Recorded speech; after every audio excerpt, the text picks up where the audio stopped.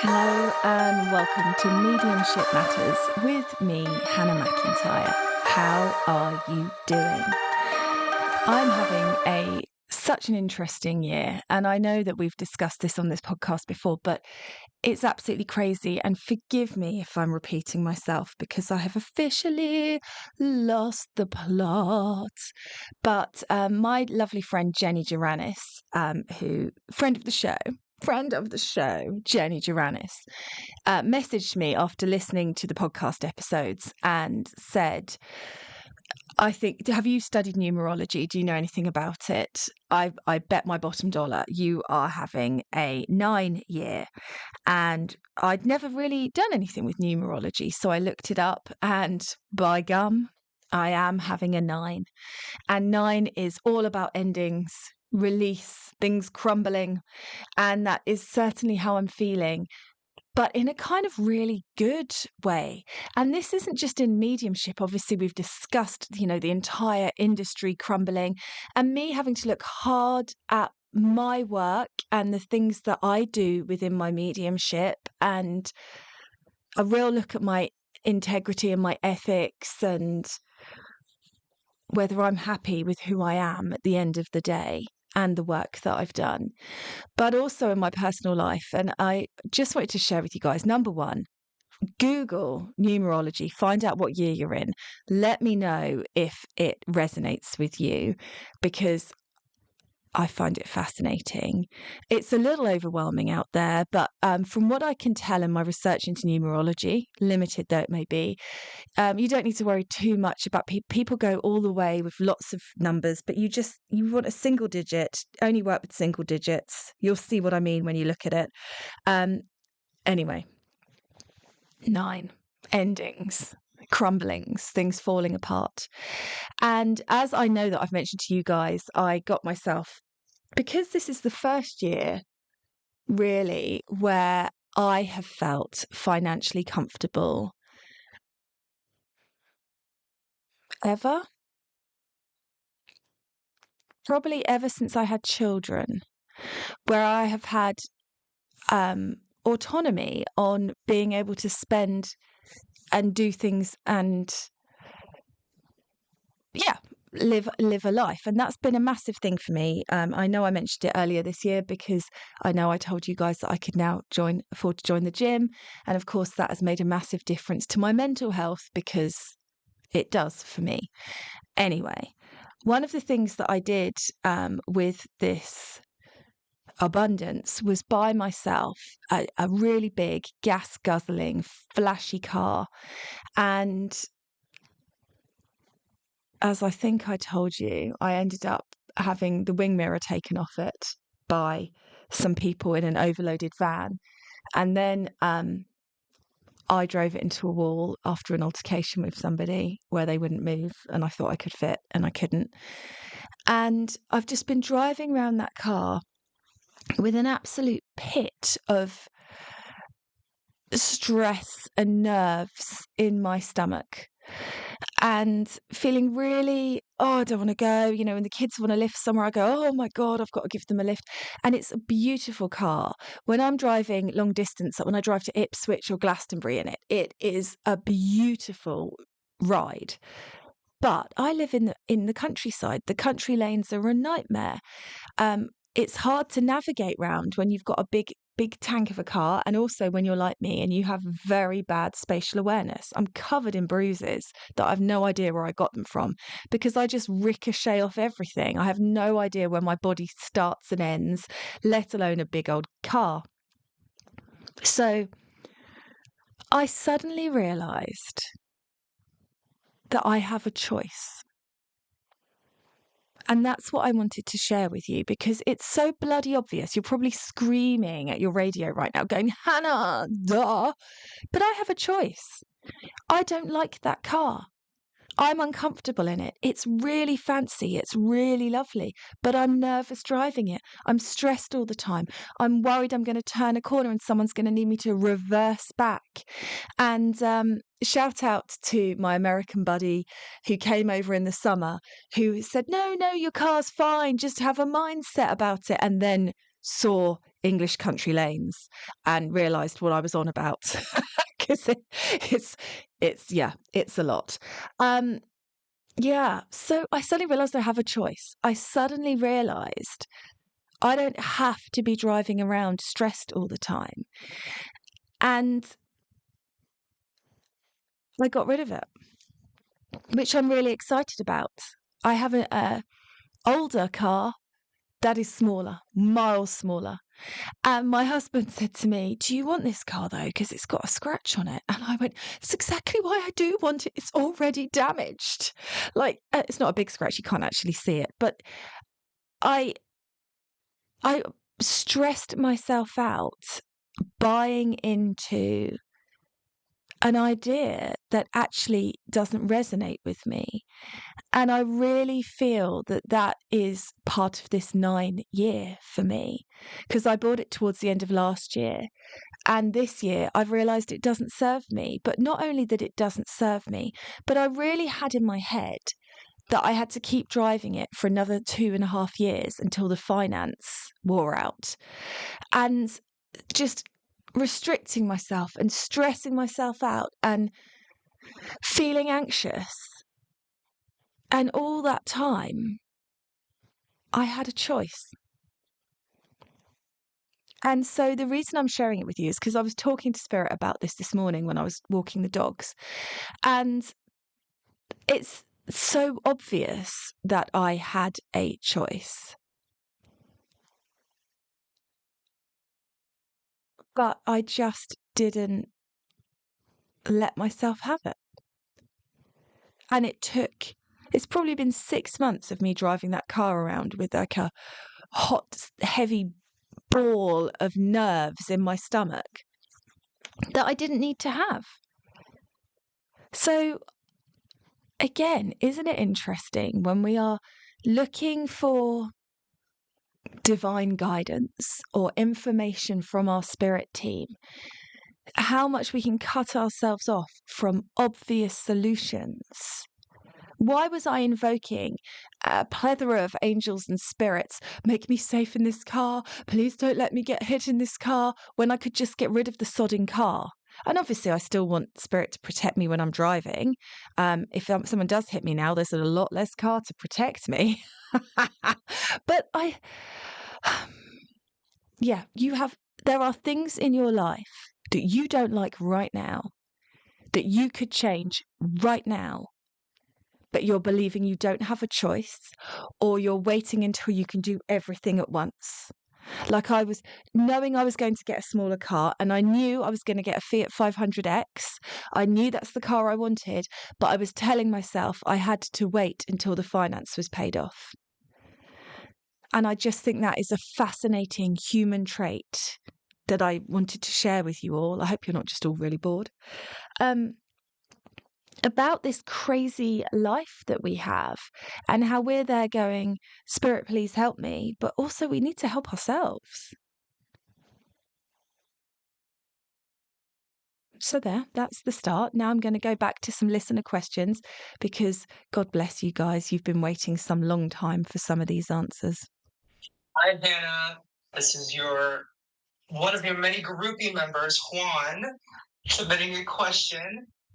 So wonderful to hear your recent podcast episode on professionalism. I'm actually halfway through it, and it's just so great. And these things are not talked about enough. So thank you so much for sharing your thoughts on what it means to be a professional working psychic or working psychic medium. Before I ask my question, I have a fun thing to share, and it's something that you partly inspired. You've shared many times that before doing demonstrations, you wondered if you were ready for them, and then you just jumped into them, knowing that a deep part of your soul felt ready for doing gallery readings and demonstrations. Well, I just did my first in-person practice group reading demonstration, and it went very well. And that practice was in preparation for an upcoming event, which I'm doing my first in-person public group demonstration. And it's a huge deal, a huge milestone for my career as a psychic medium. And I definitely want to thank you for being courageous, sharing your story, your journey to doing your first dem, and mustering up the courage and knowing that that deep part of your soul was truly ready. Because that's how I felt too.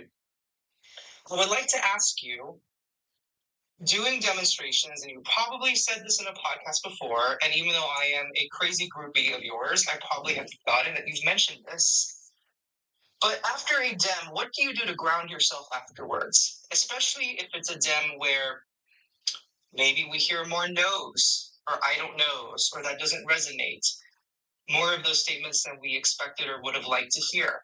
And I do believe that no's are not always definite no's. Sometimes they're let's think about it later, or they are prompts for the sitter to go home and think, and maybe something will come to mind. But regardless, sometimes we are left sitting with ourselves as mediums, remembering all the no's from a demonstration. I'm working on overcoming that anxiety surrounding that and the subconsciousness. But I would love to ask you, what do you do to ground yourself after demonstration? Whether it is a quote unquote successful demonstration, and I believe every demonstration is successful regardless of the outcome, but you know what I mean. Regardless of whether it is to your audience successful, unsuccessful, so, what do you do to ground yourself and to remove yourself from the experience that just happened in that demonstration room? Thank you so much. Looking forward to hearing your insight. Love you, Hannah. Hi, lovely one. You sent this in such a long time ago. You have probably done the dem by now. I hope it went really well. Let me know. Right. So to process the stuff after a dem, there's a lot of processing that goes on.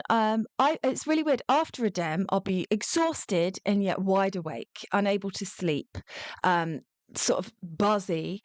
And then the following day, I will be absolutely exhausted and very, very emotional. It's like all of the love and all of the grief and all of the loss and all of the pain that I've channeled but also disconnected from, because you have to disconnect from that stuff if you want to be a medium. You can't let it in a dem, you can't let it weigh you down, because you've got 10 links to do that evening. And so you can't let link 2 sideline you, because then you won't be able to do links 3, 4, 5, 6, 7, etc. So it kind of all goes into a box where it cannot remain. And the following day, I am very wobbly chinned.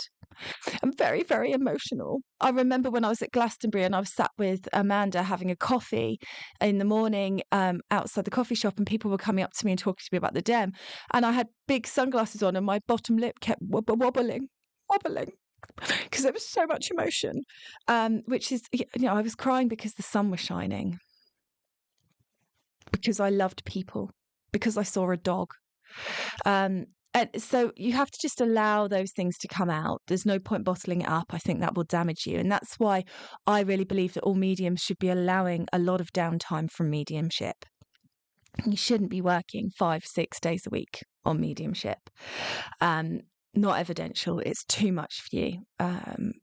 Yeah. So I'm going to say some things that sound really naff and twee now, but I do find a good walk outside really helps me to sort of level off the energy. I will try and have a fun day. So I will try and do things that I enjoy, like going for breakfast, going for a walk, eating a slice of cake, going to the gym, just human things. So sort of giving back and honouring me.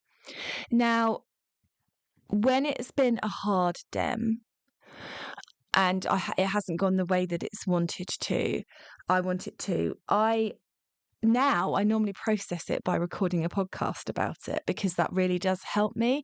It makes me feel like there's some use to it if I'm letting you guys know that it's not always perfect for me. Does that make sense? So then I don't feel like I've wasted everything and I've been a disappointment and it's been awful, because I can tell you guys so that you know that your expectations for yourselves is may well be too high, because mine certainly were. So I do sit with it. I will cry about it. I will watch cozy TV if I'm feeling like I need to be nurtured. Twilight's a good one for me. I like just being in it and in the energy of it, even though I know that it's really cheesy. I know. Can't help it. Still love it. Now, when I first started demonstrating and I got no's, they were physically painful to me. It felt like I had been stabbed. It felt like the gate that was holding back all of my imposter syndrome would burst open and sideline me. But the more that I've worked, and somehow, and I don't really know how I've managed to it's because I love it so much. Like, if I wasn't a medium, I don't know what I'd be. There's no plan B for me. There is only mediumship. I love it. So when it goes wrong, I have to find other ways to work. I have to find ways to keep going. I have to find ways to move forward, because there is no other option. And often when people I know who are great mediums have quit mediumship, they've had other dreams too. Like my friend who used to do mediumship with me, who's quit mediumship, she always wanted a homestead.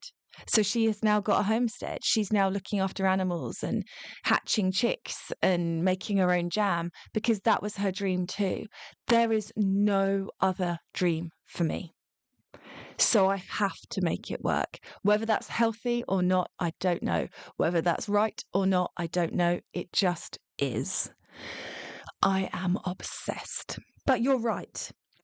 Not every no is a no.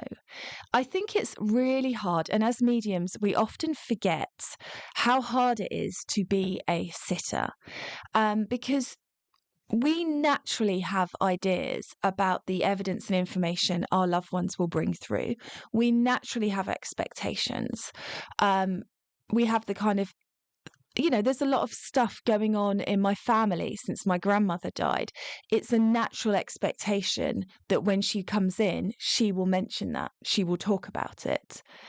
And apart from one student that mentioned it to me very recently, in the time since my grandmother passed, that has never come up.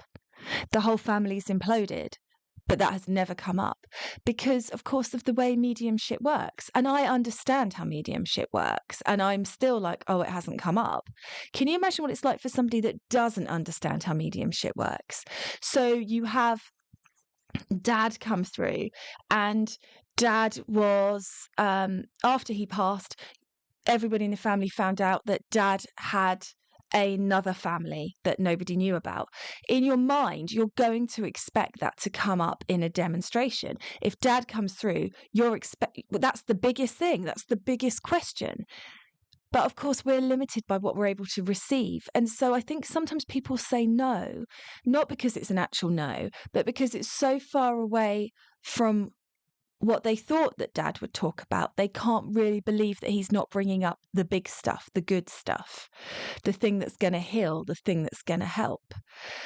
So I think sometimes people say no when they don't really mean no. Sometimes, of course, we can get things wrong. Sometimes it's just a simple case of the way we phrased it. If we phrase it another way, it can be right.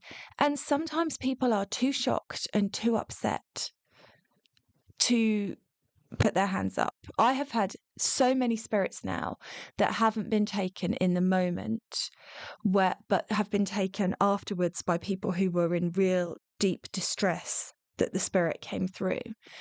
And I accept that. I'm happy with that, because I understand that it's my job to give the message. It's not my job to look good in front of the audience. Obviously, I'd prefer it if I did.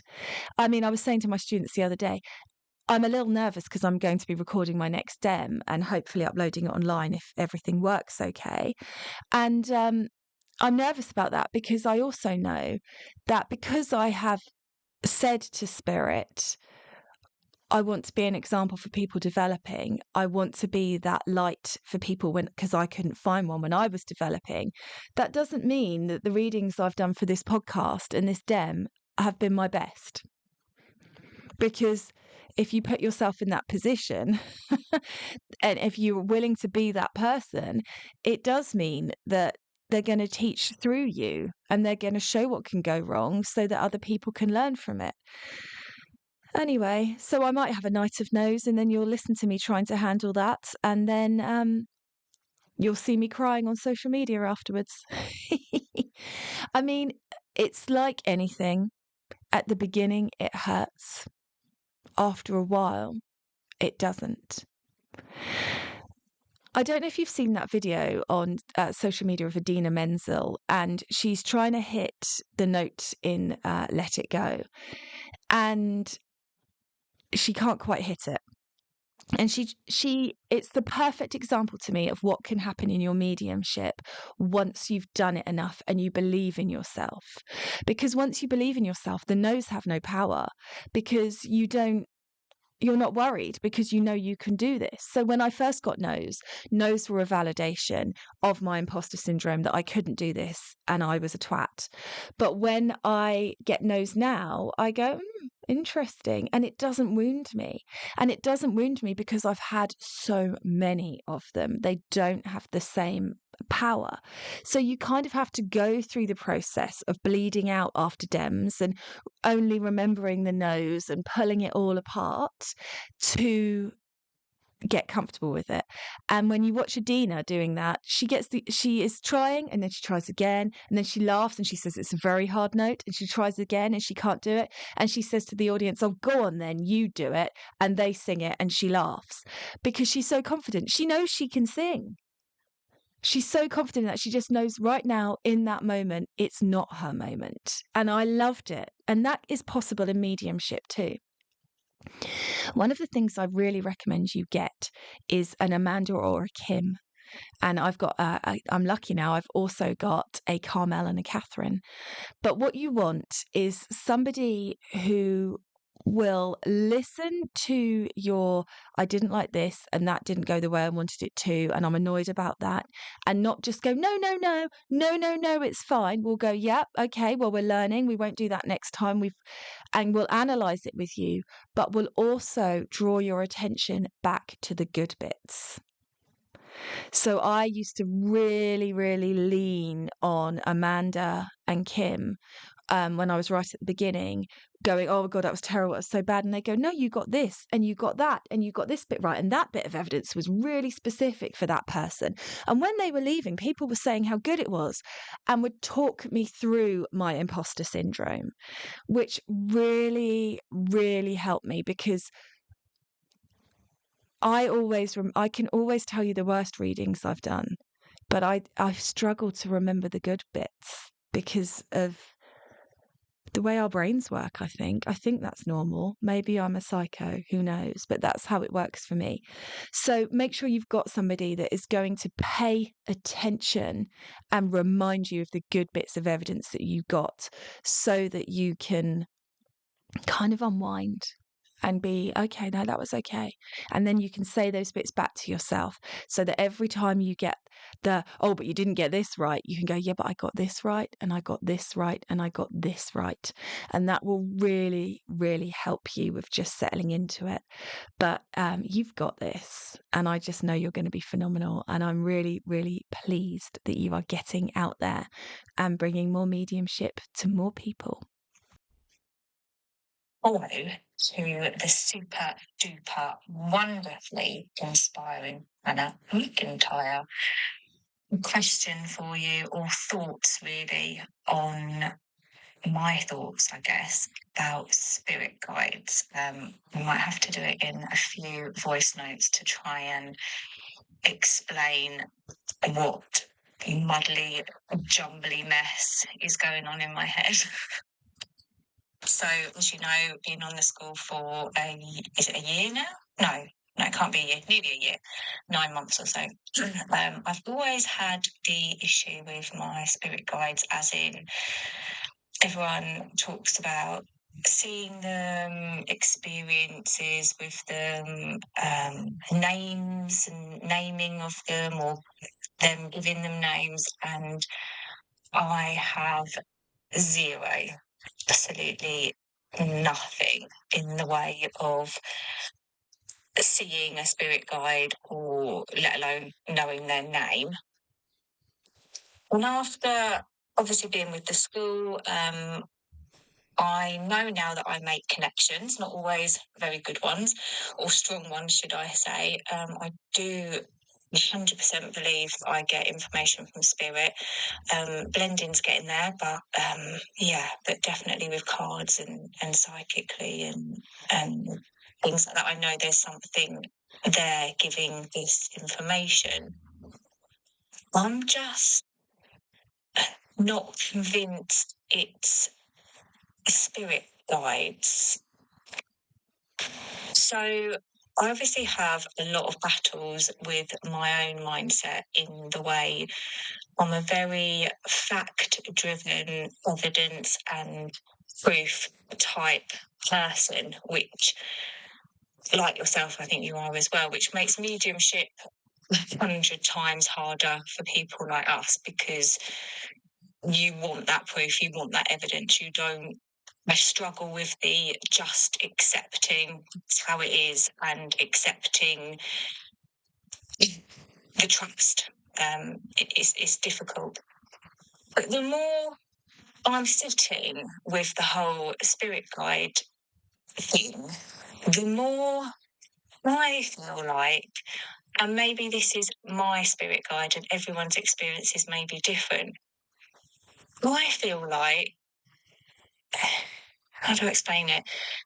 If there's part of me or part of my soul that is in the spirit world, and part of my soul that is in my human shell, to me, when I'm asking advice, guidance, information, reading cards, it makes sense to me that it's me on the other side giving me this information, not another spirit, or I just feel like it's me giving the information, because me on the other side has that knowing. So why would I need another spirit on the other side to give me that information if part of me is already on the other side? Hello, lovely. You haven't used your name in your voice notes, so I'm going to try not to refer to you as your name in case you want to be anonymous. Okay, I think you're exactly right, but I also think, how do I want to explain this to you? So, when I first found spirit, I was so disempowered and so lost that if my spirit guides had appeared to me as me, I wouldn't have been able to work with them, because I didn't have any belief in my own abilities at all.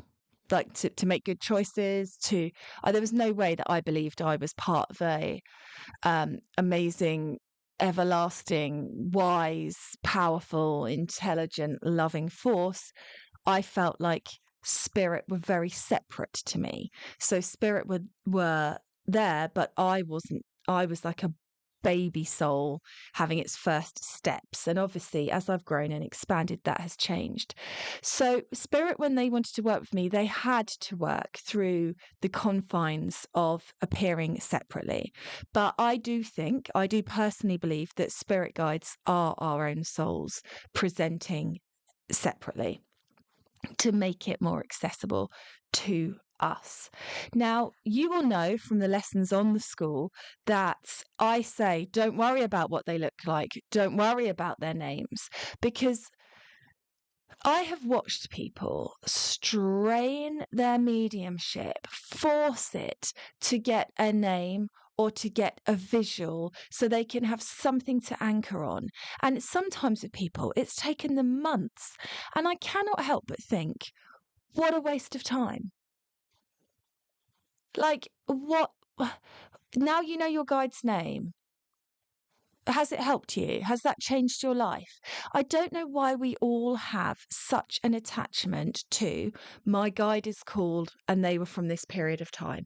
I think it's a human thing. We're taught to label from birth. We're continuing with that labeling experience.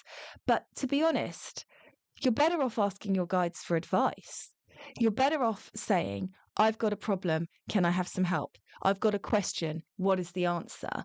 Rather than, who are you? I mean, it's like blind date. Who are you and where are you from? So I understand why people need that.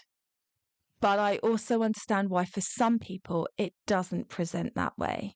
And what happened to me was I had all of these separate spirit guides, and then they turned into a fox, and I had a fox that could talk to me, and then it just became energy. And I think I needed that process because of the restrictions and expectations in my mind. It was the only way I could receive it. In a way, you're blessed because you don't have those. I often think that when spirit guides do appear, they appear in a transient form. Or it would be transient if we would allow it as part of the message. So if you are seeing your spirit guide and they look like a witch, ask them why they're presenting as a witch. Because if we believe in reincarnation and multiple lives lived, regardless of whether your spirit guide is you or not, why are they taking that form? Why aren't they cycling through one of their 100 of other lives? Why are they always appearing the same when they lived multiple times in multiple dimensions, in multiple spaces, in multiple incarnations? That must be something to do with us. And I think once you say, my spirit guide is a soldier, you're expecting them to appear as a soldier. So that's the only way that you will receive them. So there's definitely a restriction we put in, and spirit don't mind. They'll work with us in any way. Now you're quite unusual, well, not unusual, different to the way that I had my path, because obviously I work with spirit guides first. So for me, the messages from spirit guides were the only form of evidence I got. When you pulled a card for someone and said, I think you're moving house, and you got that right, that was the only form of evidence, because I did spirit guides before I went into evidential. You are doing evidential simultaneously. So for you, you are getting proof in other spaces. You're not needing to anchor on to feel like you've ticked it and you're really doing it because you've seen some sort of physical form or because you've managed to form a name. It's because you are getting it when you are connecting with somebody's grandmother and you are feeling that they had some problem with their heart and they say yes. So you're getting that hit in a different space, which is good. And I'm kind of glad about this because I feel like,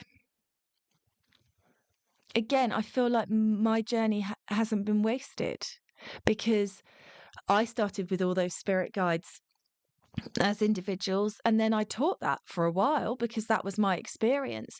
But then as I've managed to open up, I've managed to share that with you guys, and now you're able to ask your questions and open up. So it all hands in together. I think for years and years and years, the way that spirit guides have been taught is, there is your spirit guide. What do they look like? Where are they from? What is their name?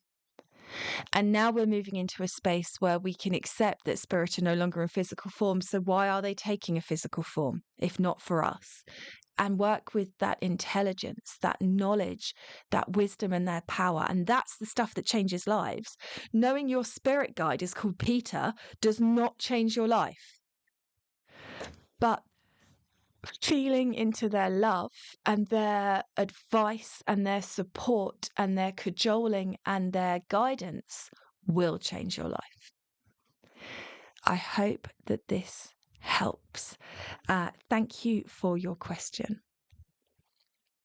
And there we go. The time flies and we're all done, but I am going to go straight on to recording another one because weirdly, I've got a morning off. Who am I? What have I done? This is my idea of off as well. Do you like that? Still working, but not. So I'm going to record another one and try and catch up on some more of these questions so that we could all take a breath and know we're up to date. Thank you for listening. As always, if you could please share the podcast, leave a review, all of those things that seem really boring and monotonous, but help me so much. I would really appreciate it. I mean, just to be clear, I've been turned down again by publishers for my second book, even though my first book is doing really well. I've been turned down because I do not have enough of a following and enough of an audience to be worth working with. So help a girl out. But maybe it's better if I just keep going my own way. I'm hearing Fleetwood Mac. You go your own way, go your own way. Hey. So maybe I'll do that instead. You're welcome. Sorry about that ending. I'll see you on the next one.